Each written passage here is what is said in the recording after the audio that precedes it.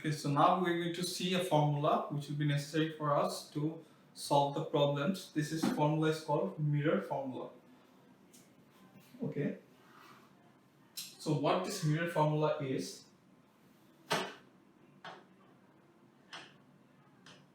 this mirror formula is 1 by V plus 1 by U plus,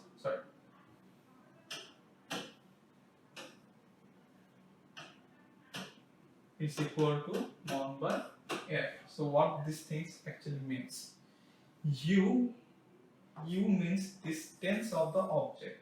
That means at a certain distance the object is standing from the mirror. Like you can see in this figure that the object is at certain distance from the mirror. So this distance is called U. In our formula, this distance is U. Now, V is the distance of the image. Now, let's get back to this diagram. You see, the image which is formed at this distance from the mirror. Okay, so this is the distance of the image from the mirror.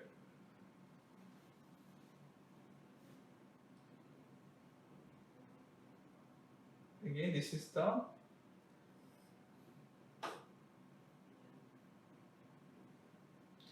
distance of the object, and this is the distance of the image. Okay, now distance of the image is V and distance of the object is U, and F is the focal distance. Now what is the focal distance? This F, from F to this pole point, this is F. So 1 by V is equal to 1 by U is equal to 1 by F. Suppose in a question if it says that you know an object which is standing 3 meters away from a convex mirror, and the focal point of the mirror is at, suppose the focal point F is at 1 meter. So at what distance the image will form? This is focal. This is at what distance the image will form. That means you have to find out V, where 3 meter is the U. That means 3 meter is the distance from the object to the mirror.